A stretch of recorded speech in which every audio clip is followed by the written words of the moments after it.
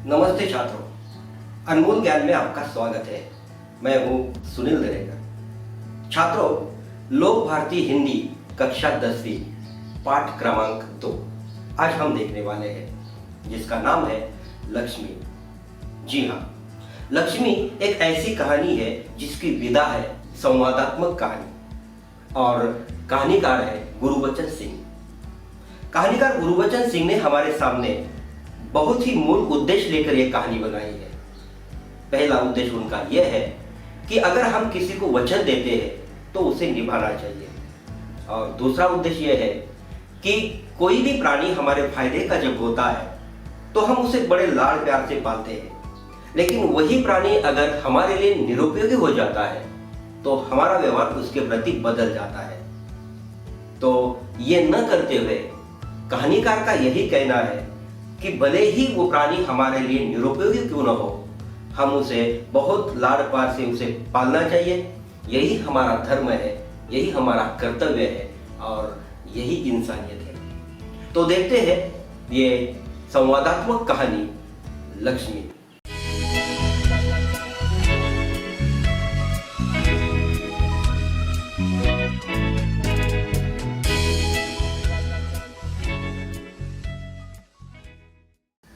कहानी के पात्र हम देखते हैं। कहानी का मूल पात्र है करामत अली।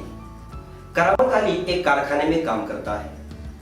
उसके पत्नी का नाम है रमजानी। उनके एक बेटा है रहमान, और ज्ञान सिंह ये एक उनका मित्र है। नईम कारखाने में काम करने वाला एक साथी है। यह है ज्ञान सिंह। ज्ञान सिंह करामत अली के मित्र है। नौकरी करते समय उन्हें मवेशियां पालने का बड़ा शौक था। तब उन्होंने अधेड़ उम्र की जर्सी गाय खरीद ली थी और उसका नाम रखा लक्ष्मी। लक्ष्मी बहुत दूध देती थी। नौकरी से अवकाश के बाद ज्ञान सिंह को मकान खाली करना पड़ रहा था, तो लक्ष्मी कहाँ रहे ये उनके मन में सवाल आ गया, क्योंकि उसे तो अपने साथ वे नहीं ले जा सकते थे। इसीलिए उन्होंने लक्ष्मी को अपने मित्र करामत अली के यहाँ छोड़ दिया। करामत अली 1 वर्ष से लक्ष्मी की सेवा करता आ रहा था। उस दिन रहमान बड़े गुस्से में था और गुस्से में ही उसने लक्ष्मी के ऊपर 4 डंडे बरसा दिए, क्योंकि गाय ने दूध देना बंद कर दिया था। वह बड़ी भयभीत और घबराई थी। जो भी उसके पास जाता सिर हिला उसे मारने की कोशिश करती और फिर उछलती कूदती गले की रस्सी तोड़कर खूंटे से आजाद होने का प्रयास करती।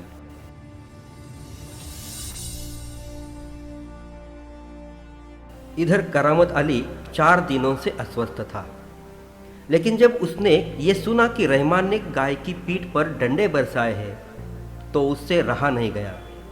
वह किसी प्रकार चारपाई से उठकर धीरे धीरे चलकर बथान में आया। लक्ष्मी के करीब आते ही उसने उसके पीठ पर, उसके माथे पर हाथ फेरना शुरू कर दिया। लक्ष्मी के शरीर में एक सिरहन सी दौड़ गई। ओह, कमबख्त ने कितनी बेदर्दी से पीटा है।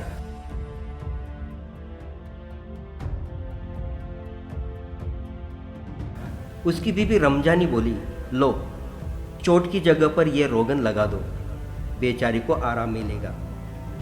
करामत अली गुस्से में बोला, क्या अच्छा हो अगर इसी लाठी से तुम्हारे रहमान के दोनों हाथ तोड़ दिए जाए? कहीं इस तरह पीटा जाता है? रमजानी बोली, लक्ष्मी ने आज भी दूध नहीं दिया तो उसकी सजा इसे लाठियों से दी गई। रहमान से गलती हो गई, इसे वो भी कबूलता है।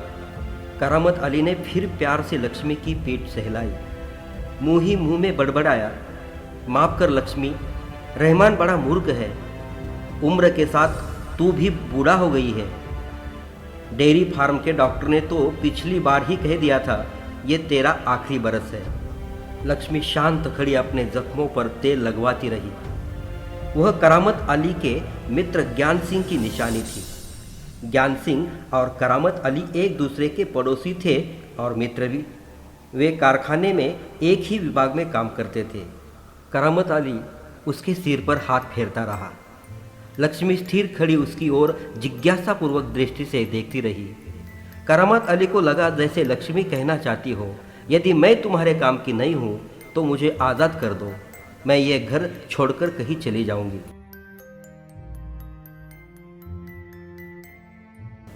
करामत अली ड्यूटी पर जाने की तैयारी में था, तभी रमजानी बोली, रहमान के अब्बा, अगर लक्ष्मी दूध नहीं देगी तो हम इसका क्या करेंगे? क्या खूंटे से बांधकर हम इसे खिलाते पिलाते रहेंगे? जानवर है, बंदा है तो इसे खिलाना पिलाना तो पड़ेगा ही। जानते हो, इस महंगाई के ज़माने में सिर्फ सादा चारा देने में ही 300-350 महीना का खर्चा है। सो तो है। कहते हुए करामत अली आगे कुछ नहीं बोला, घर से निकलकर कारखाने की तरफ हो लिया। रास्ते में वो रमजानी की बात पर विचार कर रहा था। लक्ष्मी अगर दूध नहीं देगी तो इसका क्या करेंगे?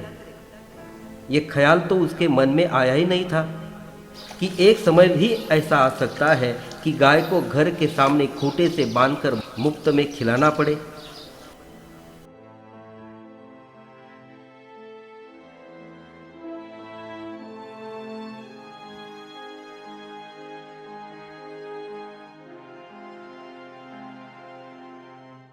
उसके साथी नईम ने उसे कुछ परेशान देखा तो पूछा, करामत मियाँ, क्या बात है? बड़े परेशान नजर आते हो, खैरियत तो है? ऐसी कोई विशेष बात नहीं है, कुछ तो होगा। क्या बताऊं, गाय ने दूध देना बंद कर दिया है, बूढ़ी हो गई है, बैठा कर खिलाना पड़ेगा, और इस जमाने में गाय भैंस पालने का खर्चा। अरे इसमें परेशान होने की क्या बात है, गाय को बेच दो। करामत अली ने हौका भरते हुए कहा, हाँ, परेशानी से छुटकारा पा सकता है, बहुत आसान तरीका है, लक्ष्मी को बेच दिया जाए।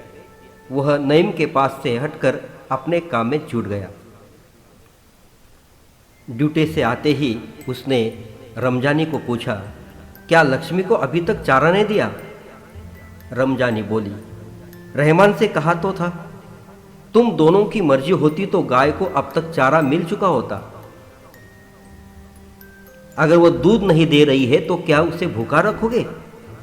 कहते हुए करामत अली लक्ष्मी के लिए चारा जुटाने गया। एक दिन करामत अली ने लक्ष्मी के चारे के लिए रमजानी से पैसे मांगे तो वह बोली, मैं कहाँ से पैसे दूँ? पहले तो दूध की बिक्री के पैसे मेरे पास जमा रहते थे, उसमें से दे देती थी, अब कहाँ से दूँ? लो, ये राशन के लिए कुछ रुपए रखे थे। कहते हुए रमजानी ने कुछ पैसे दे दिए। इससे लक्ष्मी का राशन ले आओ। ठीक है, इससे लक्ष्मी के 2-4 दिन निकल जाएंगे। आखिर इस तरह कब तक चलेगा? रमजानी दुखी स्वर में बोली, तुम इसे खुला छोड़कर आजमा कर तो देखो, कहते हो तो ऐसा करके देख लेंगे। दूसरे दिन रहमान लक्ष्मी को चरने के लिए छोड़ आया। रमजानी और करामत अली चारपाई पर बैठे थे, उतने में एक आदमी लक्ष्मी को लेकर आया। वो बहुत गुस्से में था, बोला, ये गाय क्या आप लोगों की है? रमजानी ने कहा, हाँ, ये हमारी गाय का सब चारा खा गई है, इसे आप लोग बांध कर नहीं रख सकते तो कांजी हाउस में पहुंचा देंगे। रमजानी चुप खड़ी अंग तुक की बातें सुन रही थी। वह व्यक्ति चला जाने के बाद रमजानी बोली, मेरी मानो तो लक्ष्मी को बेच डालो। करामत अली बोला, फिर बेचने की बात करती हो, कौन खरीदेगा इस बुढ़िया को? करामत अली यह अनुभव करते हुए कि लक्ष्मी की चिंता अब किसी को नहीं है, खामोश रहा। उठा और सूखा चारा जो पड़ा था उसके सामने डाल दिया।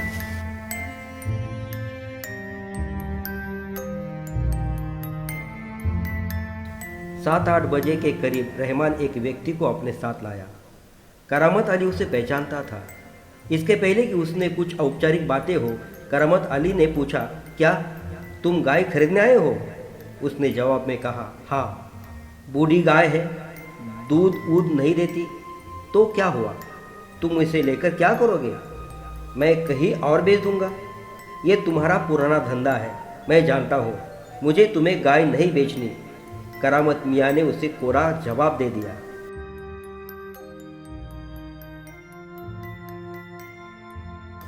रमजानी करामत के चेहरे के भाव भापती हुई बोली, क्या यह भी कोई तरीका है? आने वाले को खड़े खड़े धुतकार कर भगाते हो? तुम जानती हो वो कौन है? करामत अली ने कटु स्वर में कहा। वो लक्ष्मी को लेकर जहां बेज आएगा, जहां ये टुकड़े टुकड़े होकर बिक जाएगी। मेरे दोस्त ज्ञान सिंह को इसका पता चला तो वह क्या सोचेगा? उस दिन करामत अली बिना कुछ खाए पिए रात को बिना बिस्तर की चारपाई पर पड़ा रहा।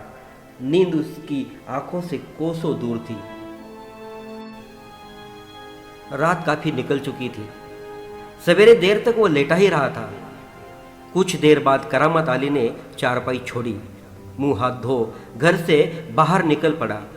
लक्ष्मी के गले से बंधी हुई रस्सी खूंटे से खोली और उसे गली से बाहर ले जाने लगा। रमजानी वहां कुछ काम कर रही थी।